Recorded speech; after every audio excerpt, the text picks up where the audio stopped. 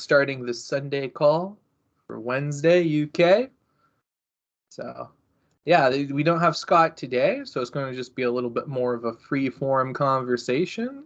So we were talking a little bit about kind of continuing to look and discern while we're kind of partaking in things that we find, enjoyable. But so still enjoying them, but also being able to spot some of the dangers with that as well. Yeah. No, and I find it interesting how you mentioned the breath, because it is way more consistent to just find enjoyment in it. And it's also kind of like a skill to make it enjoyable. It's funny because it's like at first when I was first starting, I was like, oh, am I basically gaslighting myself into liking the breath? And I'm like, well, it doesn't matter. It's fine. Like, this is one of the most wholesome things you could do is just kind of like breathing. And it doesn't hurt nobody and it's fine. And it's always there, which is just, I guess, yeah, dependable. Yeah. Like, because back with like the coffee thing, it's like, because yeah, I have found when I go out to places and I try something and then it'd be like, oh, it's not up to my standard, but I was the one who put it there anyways, the standard. So like I've been messing, well, can I enjoy coffee regardless of where it's from? Like, can I'm like, yeah, okay, that's a little bit more effort. Or I could also just not drink coffee when I'm out in places. But yeah.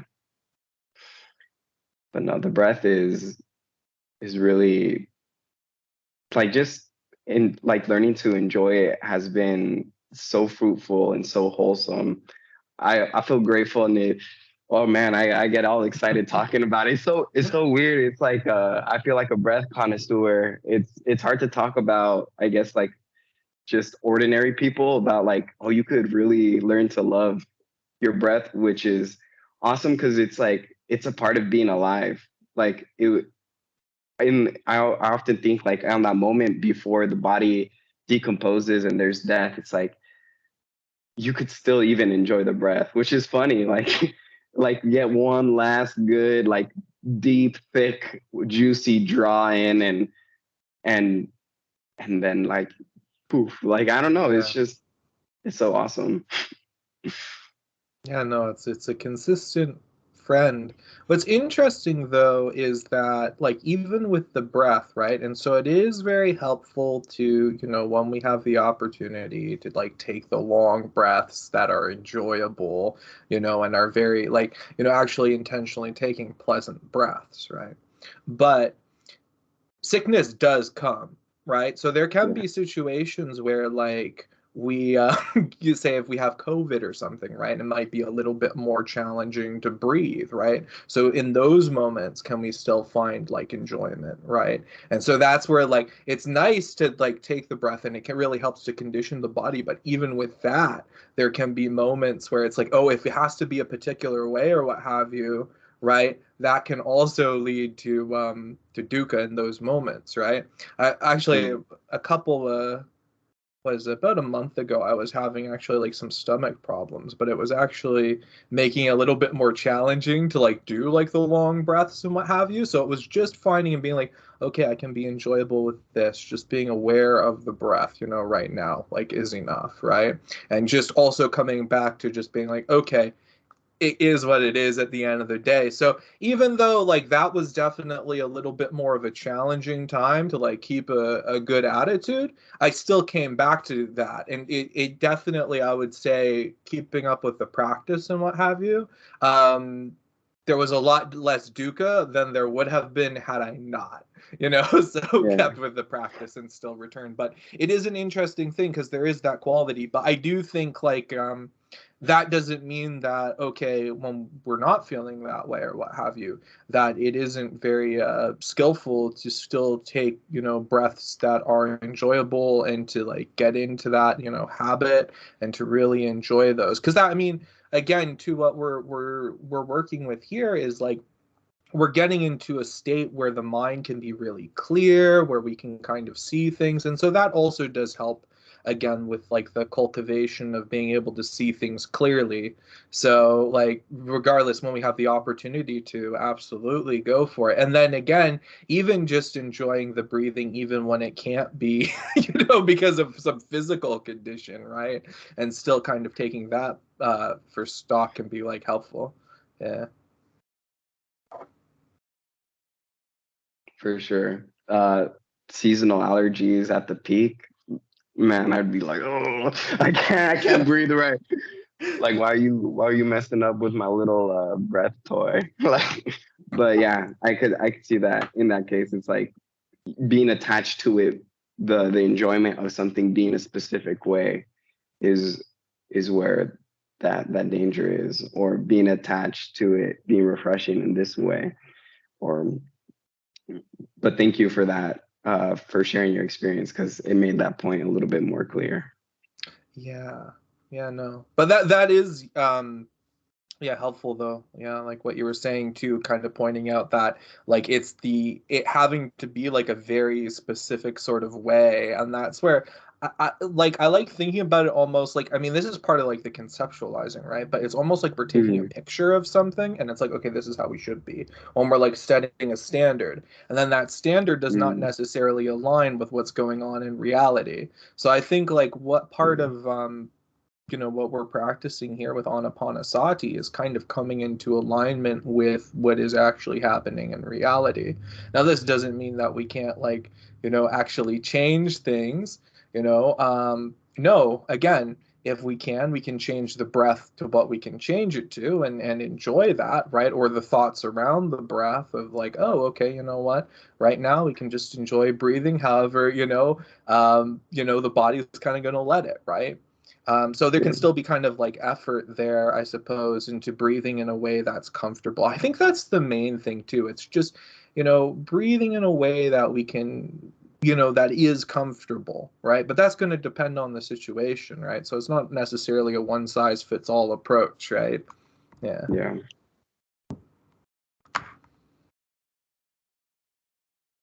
But like the comfort, it's funny because it's like how, like, aside from when we're sick, I mean, we could even find comfort in being sick, and we could find comfort in the aches and pains of the body. But it's kind of interesting how, like, getting out of the kind of, like you were saying, the snapshots of how things should be, affords us a comfort that kind of was always accessible in a way, and how kind of unfriendly it is to our body, or even our mind, or the feelings to kind of not go for it, like it's like, dang, like all this time I was going around beating myself up when I didn't have to. like like what? It's very, just, yeah, I guess easier. Like, it really does feel like a load just off the back. It's nice. Yeah, yeah, it's interesting with that because like, you know, in a way, I like to think like, okay, one, we actually like recognize that this is the easy way. Like, right Yeah. effort becomes light effort. Like, it's not like it's like, oh, wait a minute, it's actually easier to apply the right effort than to not apply the right effort. It's like easier to, actually come back and look and see what's going on and make that discernment and gladden the mind than it is if we don't, right? So that's actually going, because it can be sometimes like, oh my goodness, this practice is so hard and it's so difficult and all that stuff. Like those thoughts can come up, right? But it's actually when you recognize, wait a minute, no, this is the easy way, as opposed to the hard way, you know.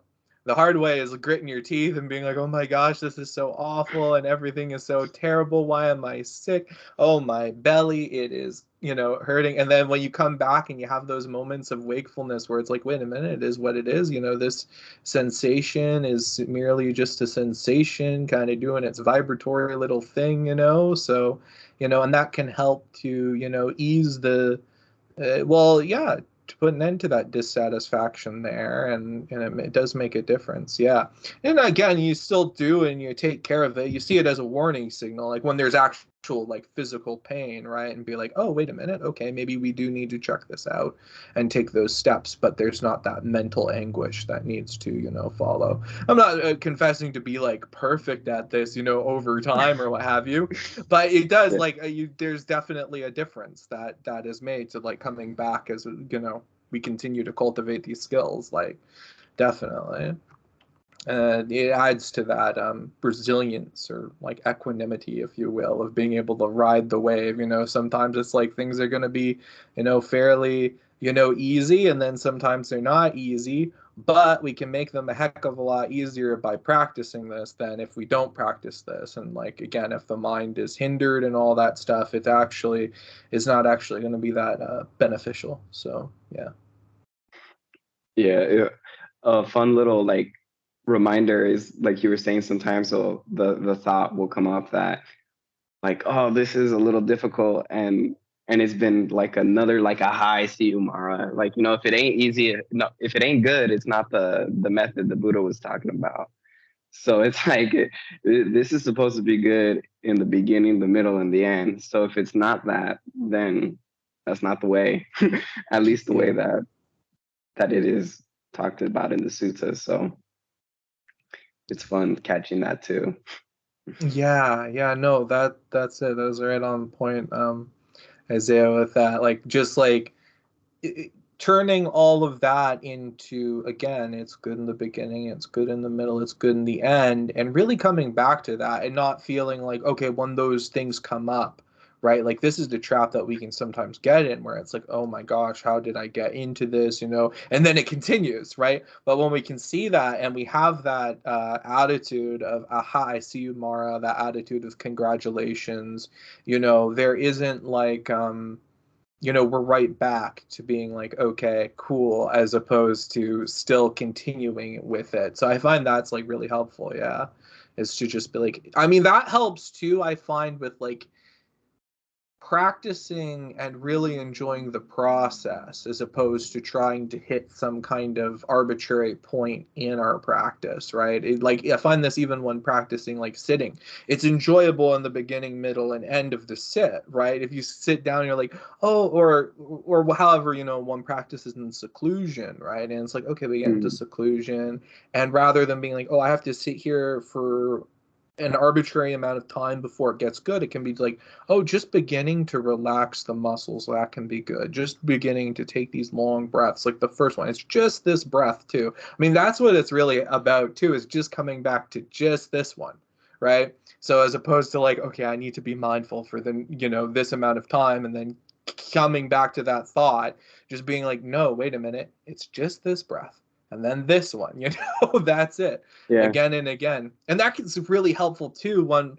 it's not in seclusion. Like, if I'm out and about at work or something, and it's been like, a little bit, because like, yeah, at work, things are going to come up, helping customers, doing all these different things, right? This is sort of where it can be a little bit challenging to come back. But when there is that moment of sati, rather than having a remorse of being like, oh my goodness, how could I have forgotten? It's like, yippee, we've remembered, we're back at it. We can, enjoy this breath right now. And like, that's the attitude that I have found to be quite beneficial, is to, rather than slipping, as soon as we get that hit of sati, of that wakefulness, of remembering, is not to fall into remorse, but rather to come back into congratulations, come back into this is good, come back to like, hey, you know what, we're present now, and that is what is important. Yeah, the remorse, I really feel for that one, because it's like, and regardless of like where you at, where you're like where we're at, or what feelings or what thoughts are in the mind, or that come up when the sati comes back, at the very least, it's a moment of presence that you could spend in life. Like, some people go like 10 years and they're like, oh shit, that just flew by. Like I wasted it all away. But the sati gives a moment to just be like, oh, like this is what it's like right now. Like, and time kind of like really does like become a lot more looser than the like conceptual like line and the arrow that's pushing through. It's just like, well, I got to be present right now. Like this is the life right now, or this is the consciousness right now, and it really is like a gift. Yeah, there's like the feeling of appreciation, of gratitude with that, and like, yeah. And yeah, with that appreciation, there can be an enjoyment. There can be a delight, but the thing is it's not like a delight where it's like, again, it's a much more reliable, right? But even Yeah, then, right, what happens is if we get caught in like the snapshot of the delight of being present, and then that's like the standard, right? And then that's what can happen is then there's remorse because it's like, oh, this is so good, I need to hold on to this. And I suppose, like, on one hand, there can be a little bit of a skillfulness to being like, okay, let's come back, let's continue to practice and all that stuff, right? So there is a little bit of that, like, okay, cool, um like motivation there. But on the other hand, it can turn into a thing where it's like we're worrying about that, or like I have to be, and it turns into a whole yeah, rule thing to try to hit that special cookie or what have you, instead of being like, wait a yeah. minute, we woke up, the cookie's right here right now, or whatever it is. Maybe it's an apple. You know but anyway, the goodie is right here, right now, and we don't have to go, off on some long thing to go chase it. It's like when we recognize, it's like, okay, it's cool, and we can come back to that presence. It's just that what I've found, right, is it's like that. I mean, that's part of the game, right? Is just like not to or to recognize when we have kind of fallen into that sort of snapshot of it, right? It's like, oh, wait, there could be something that's like way better if I only just did all these other things, right? And then being like, wait a minute, wait, we can just drop that and come back to what's going on and be like cool with that. So like that's kind of the thing, but it's like that's like, I mean, the thing, or it'll come back up and they'll, but that's the other thing with this practice I find is like that repetition, that continuing to like work it in as this becomes more of a skill, and more of a wholesome habit that we develop, right? To actually wake up and take that look. And I find that's like where the I don't know, my respect for this method really really comes through. It's just like, wow, there is a thoroughness to it, there to that aspect of like, you've like, in order for it to be implemented, you actually have to remember it. Like there's like Yeah, that, because that yeah, that what thinking about a lot of different like teachings or what have you, it's like, okay, that's cool. You can go in and read a long book on philosophy or what have you, and that can be cool. But where is that going to be when your car breaks down? Can you remember it? Can you have the skills to like emotionally come back and and do that, right? So again, I find the Noble Eightfold Path to be very thorough. And then also it kind of, I mean, with the Four Noble Truths, I mean, I think that just um coming to like an actual point of being like, okay, this is dukkha and this is the end of dukkha. And like once you can kind of see the end of dukkha, it's like, okay, like, yeah, there's not really much more else that we have to worry about. Like, not that that's even like a worry, but you know what I mean? Like it's kind of yeah. like, yeah, sure, there can be all like the what is it? You know, philosophical and all those, when they're dukkha and we're satisfied, there doesn't need to be so much of I don't know, you're just satisfied. You're just like, okay, cool, and if there are questions or what have you, it's like, that's fine, that's cool, but we're not in this sense of unease, of unhappiness. Oh my gosh, I need to figure that out or I'm not complete, right? So it comes back to a sense of completeness. It comes back to a sense of wholeness. So that's why, like, yeah, like really looking at those, and coming back to that guiding compass of dukkha dukkha nirodha, and then having the method, of the Noble Eightfold Path, to actually like do that, and to do that repeatedly, and to actually have like a thorough understanding of that, is a really wonderful thing. It's a yeah. So again, really have an appreciation for the Four Noble Truths and Noble Eightfold Path, which is in the Four Noble Truths, but Yeah. there you go. It's great too seeing how like the inclination towards like the snapshotting, or the inclination that this has to be hard, or the inclination that it has to be complicated, or the inclination that there's something to figure out or something to do once you kind of get some dukkha nirodha. It's so liberating to see that that's not even inherent. Like that's just societal like conditioning coming through. That it's like, oh, well, shit, I don't got to take that personal, man. Like, cause, and it's helpful too that I've noticed I have like little, really young cousins that haven't gone to school yet. And as long as they're fed, as long as they don't have like a dirty diaper, as long as their mom's there or someone's there and they don't feel alone, then they're pretty much content. Like, like if you ask them, nothing's hard. You know, like there's nothing to figure out. There's just, you know, just vibing. And it's like, it's cool to see that, like, oh yeah, that's not really inherent to what it is to experience life. Like that's just the rules, the rituals, the things that you're told to do, not to do, all that. That's all that. Like that's not a part of the process even. So it's nice to kind of remember that as well. It's just like yeah, like you could enjoy every step of the way. Like you don't have to be all like a curmudgeon or like try hard or just like oh like dukkha nirodha like oh like, it's just it could be really enjoyable. And like that's just, I don't know, it's so radical because like you said, like you could, like most people try so hard and then they finally like realize they don't have to care about what other people think when they're so much like in their later years, or something tragic happens and they're almost like forced into having to let go. And like with this you don't have to be, and it's really nice. It's just like, damn, like, man, whoever figured this out is they were pretty clever, man. They were pretty smart. They were really watching what was going on. So yeah, it's good stuff. Yeah, no, that was well put. Yeah, and going to that, yeah, the rules, rights, and rituals, right? All that kind of like programming that's in there. That's like, okay, you gotta do something.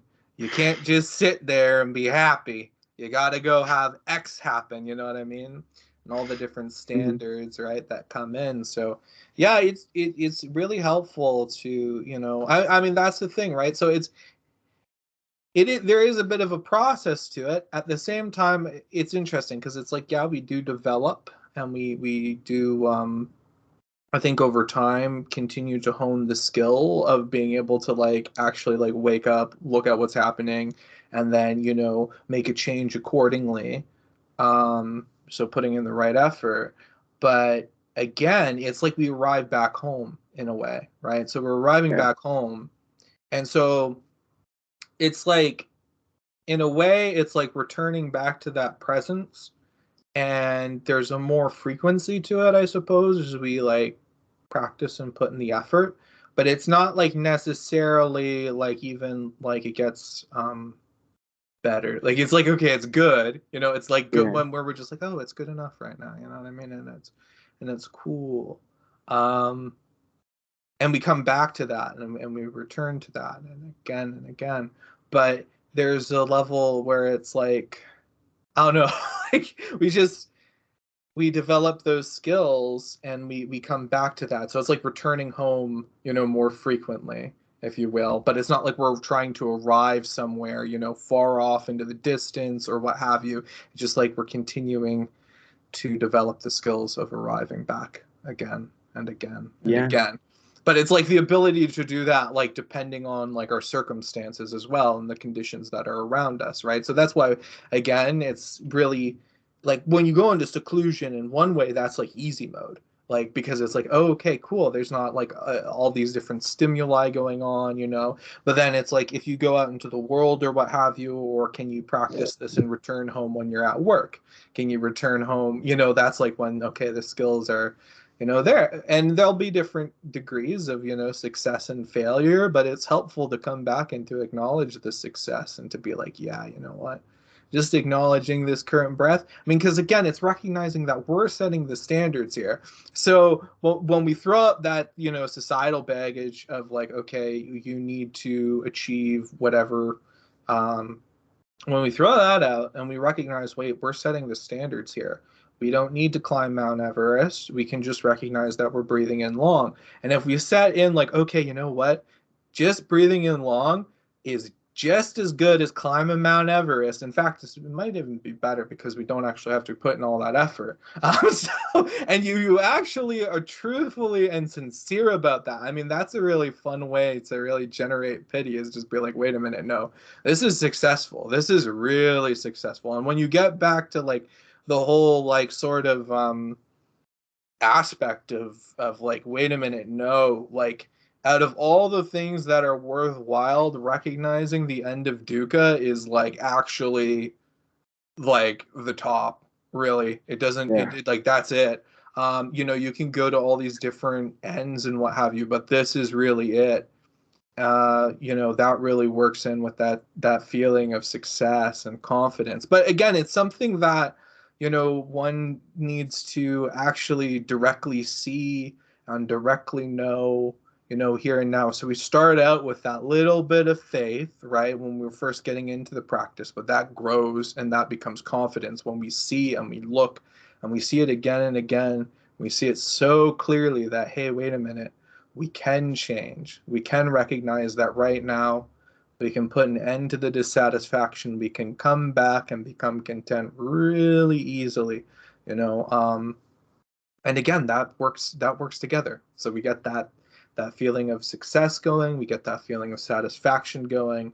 And it's like, okay, cool, and then yeah, more and more as we practice, we can live our life like that. But I mean, even the ability to come back and do that when we are in seclusion, and to come to that place of like satisfaction and that place of fulfillment. There are people who go their entire lives to go and climb that mountain, hit that for maybe 2 seconds, and then it's on to the next mountain. But the ability to sustain this for a particular period, like for any amount, is like remarkable. Like especially like when we're in it and we're directly seeing this, it's like, wow, there is a wonderfulness to it. So yeah. Yeah. And it's crazy. Like this one time I was just sitting and I was thinking like, well, what is it like, with like, these hopes or dreams, like, or these kind of aspirations, and I was like, what is it, like, just kind of being honest and looking at them and be like, what is it that's at the end? What's the end game here, buddy? Like what do you want? And it's like, oh, I just want to feel that this is good enough. Like, that's it. So it's like, oh, I don't have to do all that. Like, like that's all. It's strange because it's like, but good enough doesn't come through like wanting something or wanting it to be good enough. So it's like you really could only learn by doing it over and over again and figuring out like, oh, like what's the right way to kind of like like get back to the good enough. Because yeah, it's just like you don't get there by wanting for it to be good enough. You don't get there by being annoyed that it's not good enough. Like you don't get there by just sitting and trying for it to be good enough. Like it's just really kind of letting it kind of like Dhammarato says, it's not deep, it's like it's Yeah. really like right here in the surface. It's just like letting it kind of bubble up and feel that way. And then like again, like when it gets there, then you could really just be in awe at the capacity for the body and the mind to feel really that it's good enough. Because it's not just like in the body, it's not just in the mind. It feels like very diffused and like exuberant, Yeah. and it's just like, whoa, like damn, this is awesome, man. I didn't have to do nothing else but just sit here and enjoy myself. Yeah. Yeah, no, and again, once that, is seen and, those skills like, come together, where we do, you know, again, experience that. It's just like, wow, this really is marvelous. And yeah, I don't know, again, because it's about direct experience as well, right? I'm like, it really is the pinnacle of like sort of feeling good, right? Like in that moment when the mind is clear, like, you know, that's really it. um but again, it's so helpful, I find, to reliably get into, you know, a state like that, is one the skill to be able to see past those snapshots, to see like, wait a minute, we can come back, just acknowledge this breath, just to enjoy the muscles starting to relax, and all that stuff coming together, and enjoying the process, right? And the steps, you know, that's when it becomes so much easier to just talk oneself into it. And again, eventually there doesn't have to be much talking, but like, it's just like, yeah. So that's really helpful. And to recognize, no, like you were saying, Isaiah, and Dhammarato brought this up, right? It's not deep, right? And so I really like, again, Dhammarato is really good at like kind of figuring out stuff with language and like helping to kind of point towards things. And that's the thing, right? Is because like sometimes in the practice it can be like, oh, we want to get to that super deep state of like absorption, right? I'm gonna get into the super deep state and it's gonna be really profound, right? But when we come back and we're like, I mean, that's not the most consistent thing, but also it might not even be the most beneficial, because we're actually, what is helpful is to have that wakeful quality as well. It's like wakeful but also restful, right? So coming back to this wakeful restfulness, and it's, again, yeah, it's light. I mean, right? It's enlightenment. It's not enheavyment. So And having you know, so it is light. You know, so it doesn't have to be like this super, you know, um, yeah, like deep. As well, too, I find another thing that's helpful is that kind of getting away from, okay, it has to be, emphasis on has to be, the idea that it has to be like this laser pointed focus, right? Or concentration, you know, but rather it's open, right? It's like, okay, we're aware, we know we are breathing in, right? But it doesn't have to be necessarily like a laser pointed focus. Now, sometimes I will practice, but the difference between this is it's more of a rest. So if I do practice with like, again, the nostrils or whatever, it's more just like resting my awareness there, or resting awareness there. But it's not like it has to be there. It's not like I have to force it here. It's just it's coming to a restful state, and then there's the peripheral, right? But for the most part, it's actually like, okay, when we're starting, okay, we can relax the shoulders, become aware of the whole body, become aware of the whole body of sensate experience eventually, like that sort of thing as well. The cool thing is there are so many different fun toys and things to play with and to explore, right? With like sort of delving into directly sort of studying our immediate reality, our direct experience, right? And so really coming back into that and how things are felt, you know, how does this feel? Like there's that level of exploration to it that can be quite fun. And again, it doesn't need to come from a place of craving, right? Or a place of thirsting to have all this knowledge. Actually, what's beautiful with this, and what I find with this style, what it really emphasizes is that you don't need to know a lot, right? Like that's the thing, is yeah. you don't need to know a lot. It's just coming on back, you know, with the breath, using that as an anchor to stay grounded in the present moment, and then to look at what's going on in the mind to change it from unwholesome to wholesome. And then with that, the feelings come together, and then we can just look and see what's happening in reality.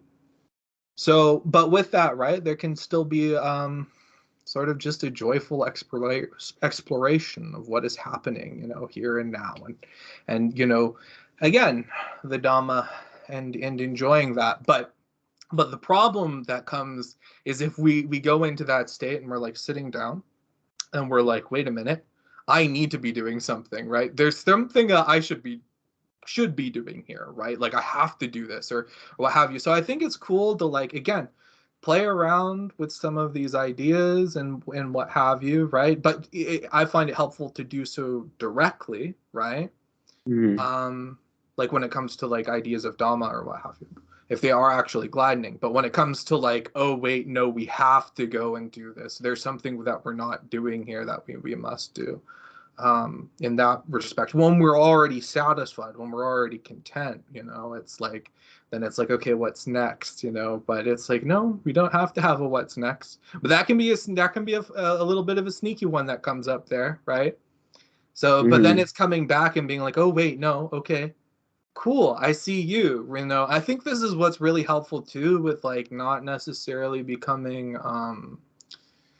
enamored with the higher jhanas, is rather just being like, hey, you know what, this first sort of wholesome state, this first jhana, this is good enough. Okay, we can come back here. So it becomes a little bit easier to maintain that, as opposed to like, oh well, I got into this super deep state and now there's been a little bit of a hindrance and now I'm like upset because I'm out of it, or I've had to go spot the hindrance, right? So the actual aspect of spotting the hindrance, we can come back to that, can be just as joyful as like the deepest state, right?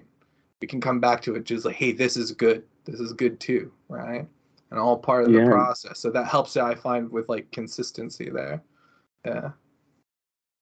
Yeah, and letting that even that catching it just makes it, again, much more lighter, that even that is good enough. And once you're like in that just kind of free from the hindrance, wholesome state, it makes it easy to just enjoy things, but also to like play around. Like, wow, there's this crazy body with all of its sensors. Like, this could be like a consciousness playground. Like, you don't need to drop acid or like like down some DMT, but like just being in that wholesome state, like you could just start messing around with how things feel, and it's awesome. Like, it's just like, yeah, like, wow, I could really play around with the experience. And one thing that like I found is like, even the perception of things are not fixed. Like everything could just kind of like start like being all like, just like, wow, like even the way that, interacting with the way things look is not even as certain. So how can the dukkha be certain? How can the personality be fixed, or how can these things be inherent if everything is really kind of just vibing, like moving, literally, like the atoms are shaking, man. Like, it's crazy. Yeah, no, like there is, when the mind is clear and we can see things, it's really cool. And just to notice like, oh wait a minute, like they're all just these dancing sensations, they're just like vibing out, like with the body or what have you, like, yeah, just like, again, like, oh wow, it's just these like vibratory things. Like, it's really interesting, like, again, when you have your eyes closed and just sort of noticing like, you know okay, like the body at first feels like this very solid thing, right? But then when you really, like, from the direct experience point of view, like, how is that? Because it's not actually like, in your mind you might see like, okay, like for example, I got my hand up here, if I close my eyes you might still see the hand, but that's not the same hand. That's like an image in the mind, not the actual thing. But when we're really kind of trapped, I suppose, or not trapped, but in that mindset of like very solid, right? The idea is that image in the mind is almost the same thing as the hand, but it's not, right?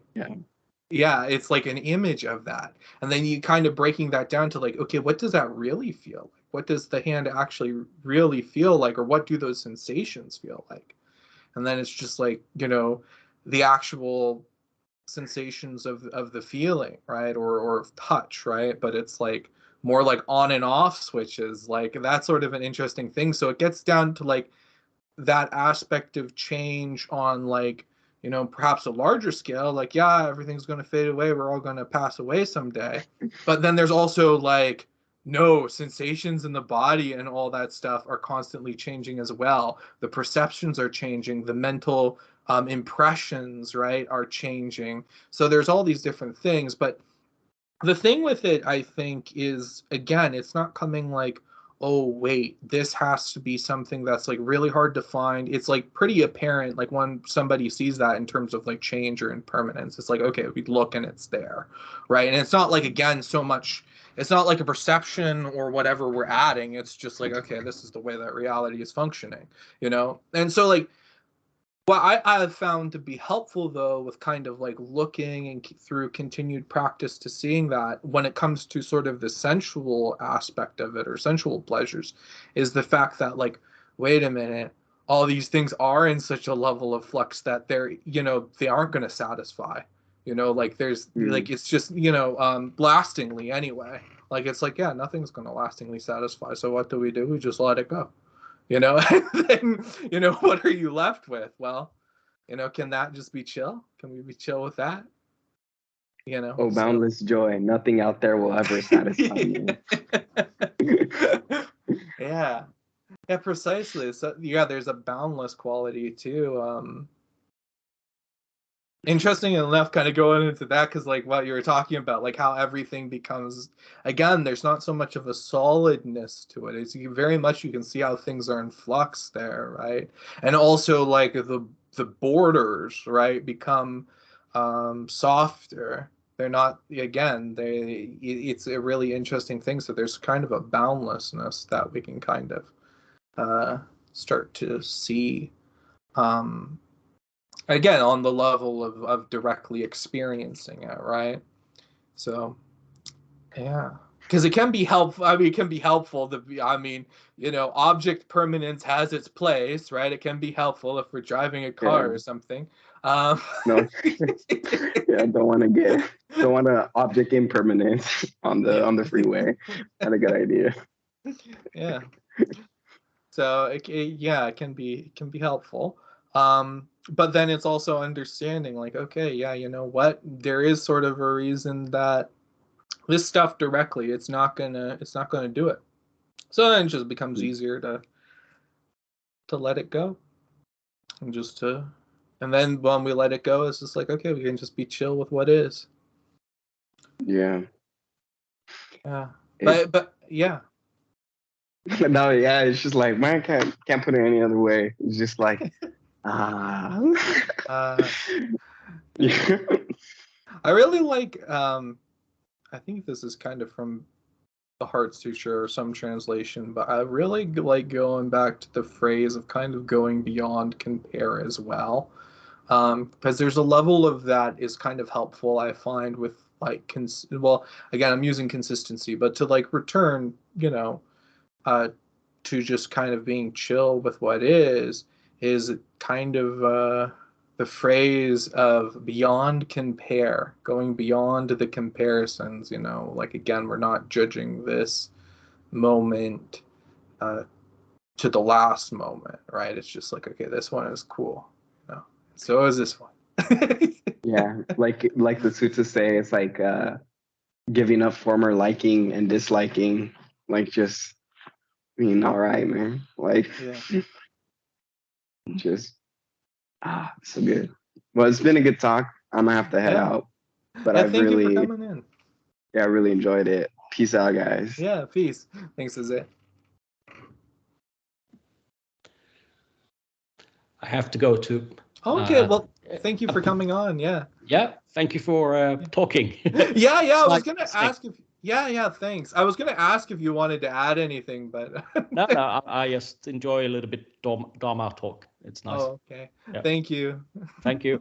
All Cheers. right. Cheers. Take care. Bye. Bye.